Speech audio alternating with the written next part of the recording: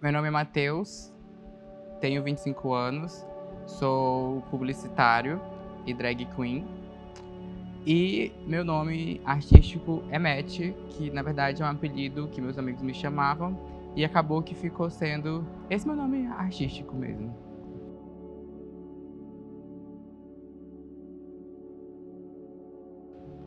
A minha história de vida é cheia de altos e baixos. Eu acho que é comum no meio de toda a comunidade ter uma vida difícil e poder se assumir, poder expressar para o mundo para quem você é de verdade, quem você é por dentro. E eu sei que eu sou assim desde quando eu nasci, não é uma opção, eu não escolhi ser assim, porque eu acredito que ninguém escolheria sofrer, crescer sofrendo preconceito, crescer sofrendo homofobia. E eu me entendo assim desde pequeno mesmo. Eu sou um homem de 25 anos que me expresso artisticamente como drag queen e tenho traços mais afeminados, digamos assim, no meu dia a dia, né? Não sou assim, obviamente. Mas eu uso unha, gosto de maquiagem, gosto de usar qualquer roupa, não tenho muito isso e acaba confundindo um pouco a cabeça das pessoas, principalmente aqui no estado que a gente mora, que é um estado muito conservador. Mas eu tô aí todos os dias quebrando esse tabu, ajudando a galera a poder se libertar e ser quem você é de verdade. A minha infância não foi muito fácil, não dentro da minha casa. Dentro da minha casa, eu digo, já falei isso em outros momentos, que eu fui privilegiado pela minha família ter a cabeça aberta. E desde criança perceber que eu já era diferente, né? Diferente, assim, entre aspas. E os meus pais e a minha irmã sempre lidaram muito bem com isso dentro da minha casa. E aí na minha família eu tenho outras pessoas que também que são lésbicas, que são gays, enfim. E aí eu convivo com isso desde de criança e eu sempre me entendi, mas não tive uma infância fácil na escola, porque eu era zoado pelos meninos, eu ficava de canto nas brincadeiras, não tinha grupinhos. E aí eu fazia parte do grupinho meio que dos meninos que era mais reservado, que era inteligentezinho, e não tinha muita amizade, não tinha bando, porque eu era muito alegre, andava meio diferente, né? Tinha os traços afeminados, mas depois me encontrei.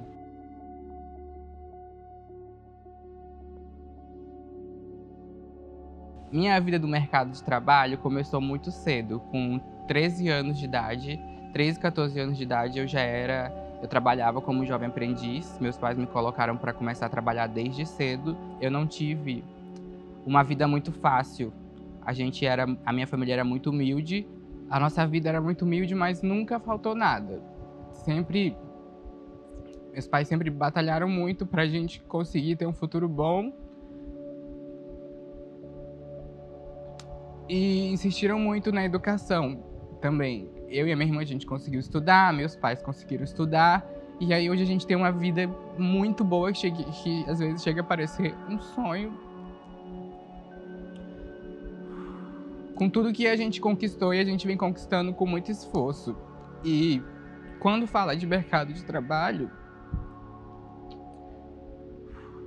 para mim é um pouco difícil.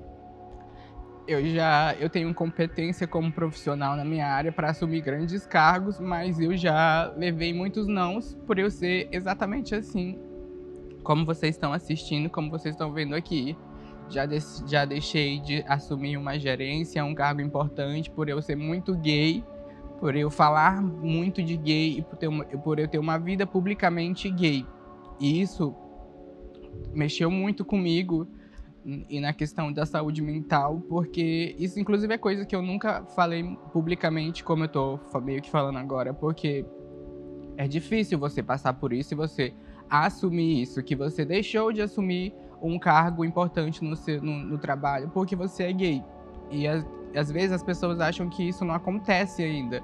Mas isso acontece muito, muito, principalmente aqui no estado onde a gente mora. Porque aqui, querendo ou não, aqui em Rondônia ainda é um estado muito conservador, que não tem certo preparo das empresas para poder trabalhar com pessoas como a gente, que somos pessoas normais, não tem nada de anormal e diferente na gente. Mas é difícil, sim, o mercado de trabalho. Já levei muitos nãos, Já passei por poucas boas no meu trabalho. Atualmente, hoje, eu exerço a minha profissão numa empresa de estética e de maquiagem. E eu trabalho muito bem, trabalho com o que eu gosto, mas até eu chegar nisso, demorei um pouco, porque não tem muito espaço mesmo no mercado de trabalho para pessoas como eu, e é uma coisa que vem mudando diariamente, todo dia é uma luta. E ainda assim, eu trabalhando com o que eu gosto, na empresa que eu gosto, acontece poucas e boas, olhares tortos, certas pessoas, fornecedores não vê competência por eu ser novo também, né? Eu trabalho desde os 13 anos de idade e nesse período todo eu já trabalhei em grandes empresas de marketing, de publicidade aqui em Rondônia e não é fácil e eu acredito que está longe de deixar de ser fácil.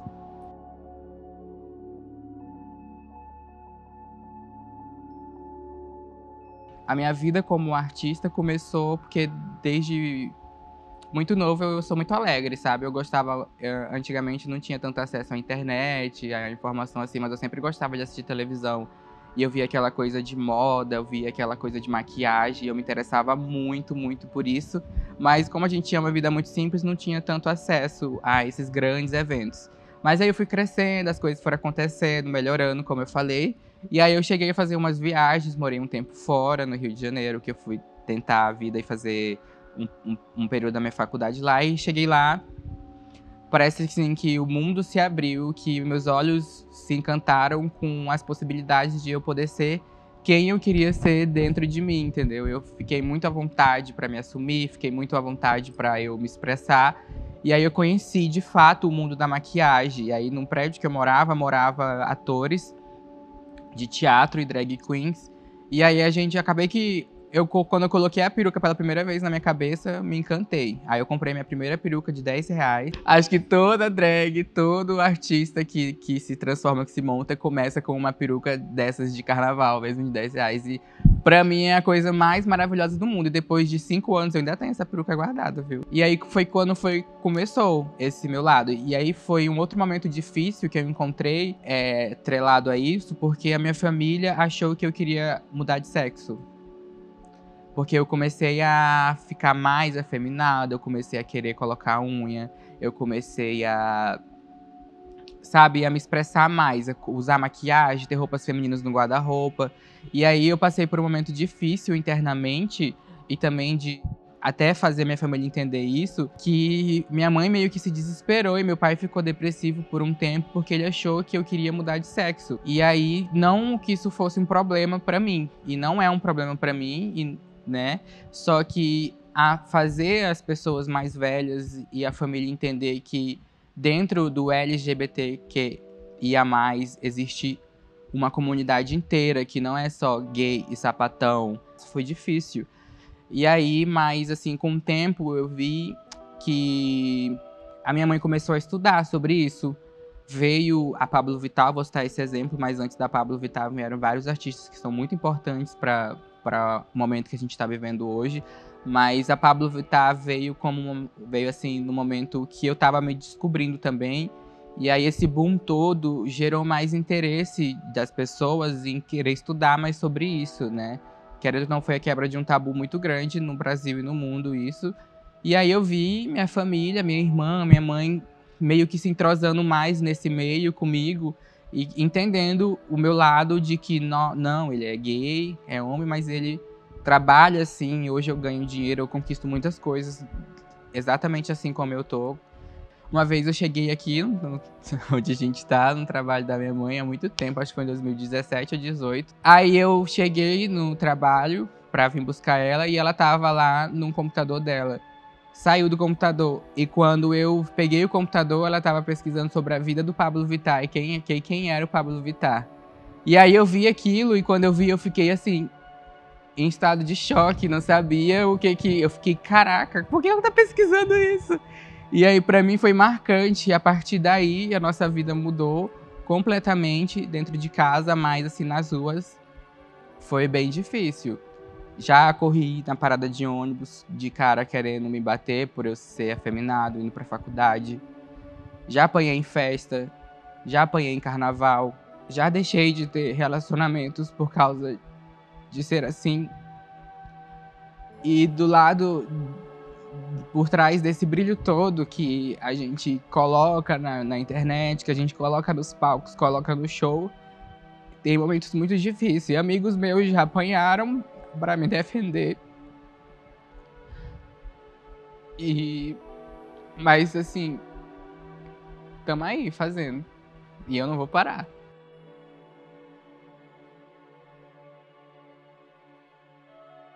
A minha vida de digital influencer começou com tudo isso, de ser drag queen, colocar peruca. E aí a internet tem um lado muito bom, que é o alcance das pessoas conseguirem ver e apoiar, mas também tem um lado muito ruim, que é disso, das pessoas estarem me taxando, me julgando, de as pessoas, porque por trás do smartphone, por trás de uma conexão de Wi-Fi, existem pessoas muito maldosas, que não tem medo de oprimir a gente, não tem medo de xingar, não tem medo de ameaçar. E a internet, às vezes, é terra sem lei. E ao mesmo tempo que ela deixa a gente lá em cima, ela também derruba. E assim, eu tenho, graças a Deus, a minha família e a mim, hoje consigo ter uma saúde mental um pouco mais equilibrada com isso. E na internet eu faço um trabalho muito legal, que não é só de maquiagem, de compartilhar minha vida, mas eu consigo falar e ajudar outras pessoas a se conhecerem e a se libertarem e a se entenderem, sabe? Porque, assim, a gente tá no meio de uma pandemia e eu vejo que a saúde mental das pessoas estão cada vez mais debilitada com isso tudo. A gente tem passado por momentos muito difíceis e passando muito tempo em casa. Tem muitos seguidores meus que moram com pais que são extremamente homofóbicos, que não aceitam, não respeitam. E muitos amigos meus ganham dinheiro na noite, fazendo festa, fazendo show, estão parados, passando dificuldade. Então, assim, esse período está sendo meio difícil para muita gente e muitas pessoas me procuram para conversar na internet. E às vezes eu acabo sendo meio que psicólogo, conselheiro, para tentar ajudar essas pessoas de alguma forma. Então, minha vida, digitalmente falando, tem sido disso, de compartilhar bons momentos, um pouco da minha vida, mas também de compartilhar essas situações delicadas, tentando ajudar as pessoas.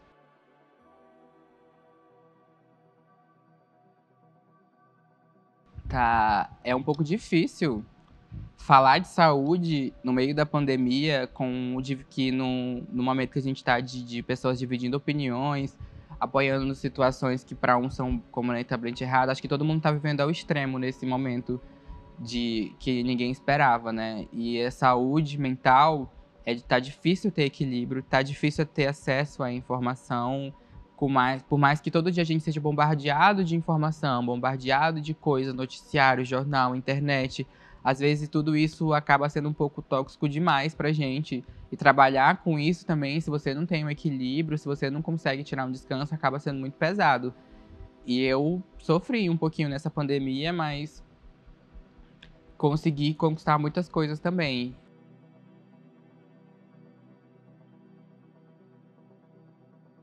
Eu tenho acesso fácil no serviço de saúde, mas não é fácil você chegar no serviço de saúde, porque tem uma barreira muito grande. Até eu falo por mim, às vezes eu já cheguei a sofrer preconceito até procurando a saúde para me cuidar, entendeu? Inclusive, esse mês é o mês do orgulho, mas a nossa saúde tá precária durante o mês inteiro, né?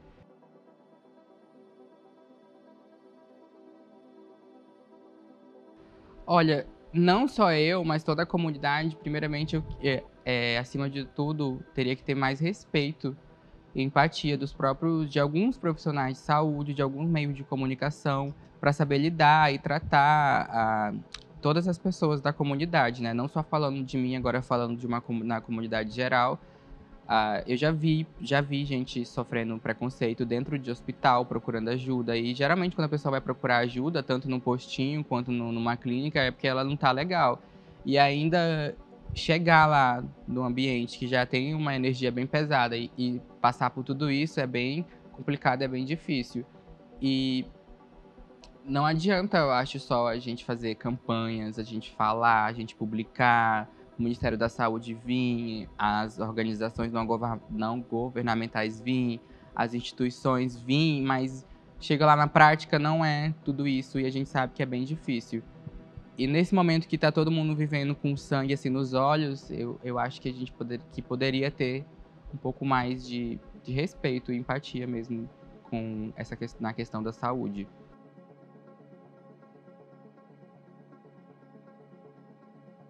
Que, na verdade, o fato de eu estar aqui podendo compartilhar minha vida com outras pessoas e conseguir carregar um sorriso, conseguir estar feliz no meio de tudo isso, isso já é algo muito importante para mim de estar conseguindo viver bem nesse momento tão difícil que está sendo. Uma história que eu tenho, que foi recente, que eu fui. Que a faculdade me falou, na verdade, a faculdade que eu me formei, que eu fui a primeira drag a me graduar lá no meu curso de comunicação social. Isso foi uma vitória. E eu ainda fiz as minhas fotos da formatura, todo o meu evento ali do baile montado. Isso pra mim foi histórico demais. E eu tenho muito orgulho disso. E é de onde sai boa parte do que me sustenta hoje. Isso é uma vitória. É uma história boa. Chega de história triste, pelo amor de Deus.